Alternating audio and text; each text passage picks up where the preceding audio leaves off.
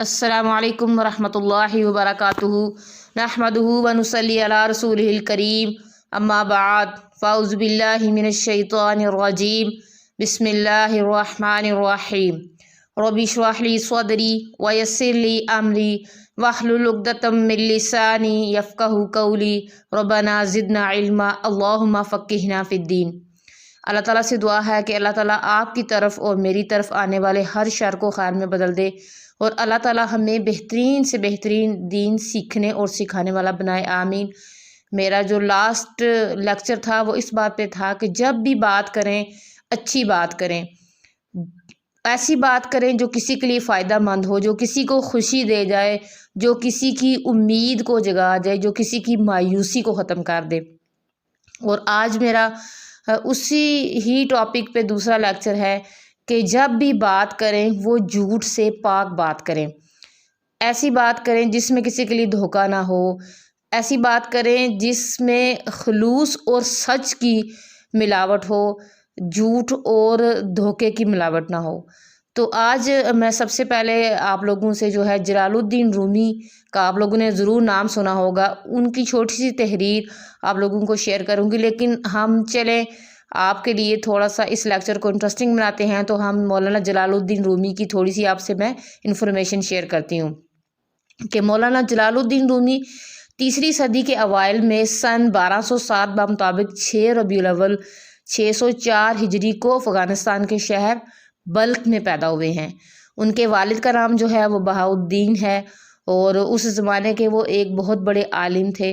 और उनके जब वालिद जो हैं वो भी उसमें रहते होते थे, बलूचिस्तान में, अफ़गानिस्तान में, बल्कि उनके वालिद साहब जो है अफ़गानिस्तान में रहते होते थे।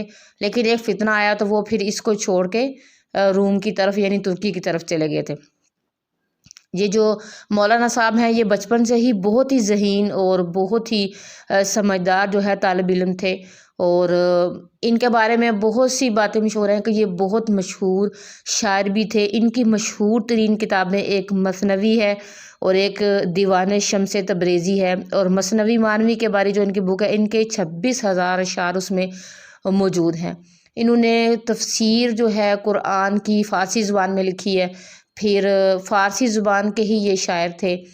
और इनका जो है वो कब्र है जो अभी भी उनकी यानी कब्र तुर्की के शहर कुनिया में मौजूद है। और इनकी ज़िंदगी को ये जो मौलाना रूम बने, इनकी ज़िंदगी में एक उस्ताद इनके शम्स तब्रेज़ आए, उनकी वजह से ये रूमी से मौलाना रूम बने हैं। और फिर आपको पता होगा कि इन्हीं की जो शायरी है वो नुसरत फ़तेह अली ख़ान ने बाज़ कवालियों में भी यानी कि गाई गई है उनकी शायरी को।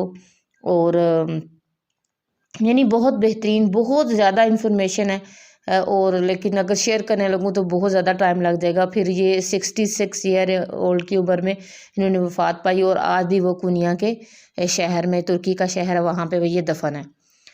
तो मैं बात असल में आप लोगों से ये करने लगी थी कि हमने कौन सी बात करनी है कि वो बात करें जिसमें झूठ ना हो। तो मौलाना रूमी साहब ने इसके बारे में एक तहरीर लिखी है, तो वो मैं आपसे शेयर करती हूँ जी। रूमी साहब ने गुफ्तगू के 3 दरवाजे बताए थे। आप कहा करते थे कि आपका कलाम जब तक इन 3 दरवाज़ों से गुज़र ना जाए आप इस वक्त तक अपने मुंह से ना खोलें। आप अपनी गुफ्तगू को सबसे पहले सोच के दरवाजे से गुजारें। अपने आप से पूछें आप जो बोलने लगे हैं क्या वो सच है। अगर इसका जवाब हाँ आए तो फिर आप इसके बाद अपने कलाम को अहमियत के दरवाजे से गुजारें। आप अपने आप से पूछें आप जो कहने जा रहे हैं क्या वो ज़रूरी है। अगर जवाब हाँ आए तो आप इसके बाद अपने कलाम को मेहरबानी के दरवाजे से गुजारें। आप अपने आप से पूछें क्या आपके अल्फाज नरम और लहजा मेहरबान है। अगर लफ्ज़ नरम और लहजा मेहरबान ना हो तो आप खामोशी इख्तियार करें, वह आपके सीने में कितना ही बड़ा सच क्यों ना हो और आपका कलाम ख्वाह कितना ही ज़रूरी क्यों ना हो। मौलाना की ज़ात में ये तीनों दरवाज़े हज़रत शम्स तब्रेज़ ने खोले थे।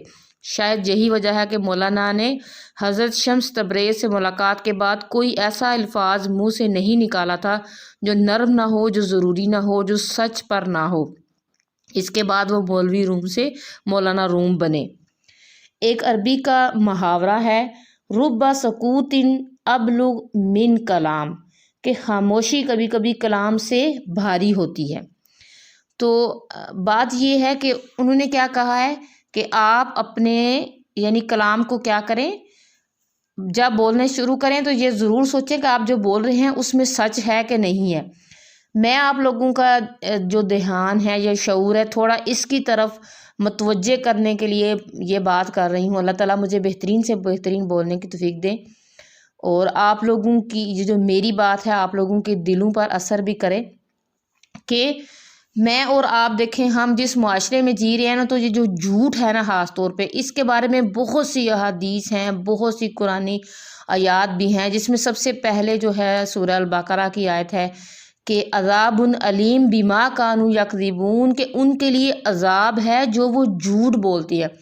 اس کے بارے میں حدیث بھی بہت زیادہ ہیں، اگر ہم بولنا شروع کریں تو شاید گھنٹوں لگ جائیں، لیکن میں آپ لوگوں کی توجہ اس طرف لے کے آنا چاہتی ہوں کہ ہم کہاں کہاں جھوٹ بولتے ہیں، اور آپ کو پتہ ہے کہ جھوٹ بولنا کبیرہ گناہ ہے، اور اس کی جو انجام جو ہے وہ جہنم کا سب سے نچلا درجہ ہے، اور ہمیں اس بات کا علم نہیں ہے، اور ہم لاشعوری طور پہ یہ کام کرتے جا رہے ہیں، اس گناہ کو بغیر کسی مقصد کے یا بغیر کسی پریشانی کے ہم جو ہیں اس کو کرتے جا رہے ہیں۔ میری یعنی اور میں آپ لوگوں کی توجہ سے اس طرف دلانا چاہتی ہوں کہ ہم جھوٹ کہاں کہاں بولتے ہیں۔ دیکھیں سب سے پہلے اٹھتے ساتھ ہی میں بھی ماں ہوں، آپ بھی مائیں ہوں گی، تو بچے کو اٹھانا شروع کریں تو کہتے ہیں جی 8 بج گئے، کیا پتہ ابھی 5 بجے 8 بج گئے اٹھ جائیں۔ بچے کو سلا رہے ہوں تو وہ جن بابا آ رہا ہے، وہ جن بابا کوئی نہیں ہوتا۔ ایک آواز لگائے تو ہم کہتے ہیں ہم نے آپ کو 100 آوازیں لگائی ہیں۔ اگر یعنی کہ ہم کسی کا ویٹ کر رہے ہیں 10 منٹ تو ہم کہتے ہیں جی ہم تو گھنٹہ ہو گیا آپ کو ویٹ کر رہے ہیں۔ کوئی کہے نا ہمیں آپ کال کریں تو میں کہتی ہوں کہ میں آپ کو ضرور کال کروں گی، حالانکہ کرنی نہیں ہوتی۔ کوئی کہے نا کہ آپ ہمارے گھر آئیے گا تو ہم کہتے ہیں کہ میں ضرور آؤں گی، حالانکہ دل میں یہ ہوتا ہے کہ ہم نے نہیں آنا۔ اور یعنی کہ اگر کسی شاپ پہ چلے جائیں تو پرائز جو ہیں وہ تھوڑی ہو تو زیادہ بتاتے ہیں، گاڑی والے سے بات کریں تب بھی جھوٹ، کسی کام کرنے والی سے بات کریں تب بھی جھوٹ، استاد اپنے شاگرد سے جھوٹ، بچے اپنی ماں سے، بیوی اپنے شوہر سے۔ یعنی اس طرح کی گفتگو اب آپ نے سوچنی ہے، اور اس کو آپ نے مائنڈ میں رکھنا ہے کہ جھوٹ بولنا کیا ہے، کبیرہ گناہ ہے۔ ہم نے اللہ تعالیٰ ہم انسان ہیں تو اللہ تعالیٰ نے ہمیں اس کا آپشن بھی دیا کہ اگر آپ سے ایک دفعہ ہم اس عادت کو ختم کیسے کر سکتے ہیں، اور اللہ تعالیٰ نے اس کے بارے میں ہمیں کیا کہا ہے کہ اگر آپ سے کوئی گناہ ہو جاتا ہے یا آپ اس لمحے میں جھوٹ بول جاتے ہیں تو 3 گھنٹے یا 6 گھنٹے وہ چیز یا گناہ نہیں لکھا جاتا۔ اگر آپ واپس پلٹ آتے ہیں تو آپ کا وہ گناہ مٹا کے نیکی میں لکھ دیا جاتا ہے۔ یعنی آپ کہیں آپ نے کسی سے جھوٹ بولا تو آپ سوری بولیں، یا اگر آپ کو میں آپ کو یہ آپ کی ایک اور میری بھی نیچر ہے یا میں بھی انسان ہوں کہ جب ہم کسی سے جھوٹ بولنے لگتے ہیں نا تو اندر ایک خیال ضرور آتا ہے، سوچ آتی ہے، ہمارے اندر الفاظ بھی پیدا ہوتے ہیں کہ نہیں یہ جھوٹ ہے، میں نے بولنا نہیں ہے، لیکن ہمیں اللہ تعالیٰ نے بولنے کا اختیار دیا ہے تو پھر ہم زبردستی بول دیتے ہیں۔ تو ہم نے انشاءاللہ کیا کرنا ہے، میرا یعنی آپ لوگوں سے ریکویسٹ ہے کہ اس بات کو تھوڑا سوچیں، اگر آپ کے منہ سے کوئی چیز نکل گئی ہے تو اس سے واپس آ جائیں، اللہ تعالیٰ سے مدد بھی مانگے کہ ہمیں سچ بولنے والوں میں پیدا کر، یا سچ بولنے والوں میں اللہ تعالیٰ ہمیں جو ہے ان لوگوں کی لسٹ میں شامل کر جو سچ بولنے والے ہیں۔ آپ کو میں ایک خاص بات بتاؤں کہ جو سچ بولنا شروع کر دیتا ہے تو اللہ تعالیٰ اس کا ایک جنت میں لسٹ میں نام لکھ دیتے ہیں صدیقین میں، یعنی اس کا نام لکھا جاتا ہے کہ یہ سچ بولنے والا ہے۔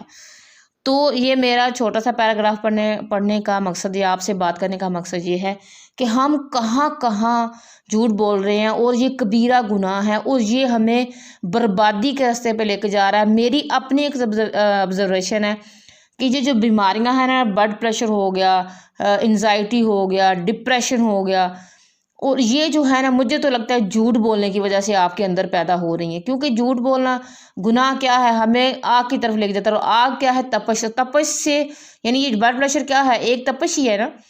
تو اگر آپ یہ آج سے پریکٹیکل کرنا شروع کریں کہ اگر آپ سچ بولیں گے تو اس کی برکت سے اللہ تعالیٰ آپ کی ہر بیماری کو انشاءاللہ ختم کر دیں گے۔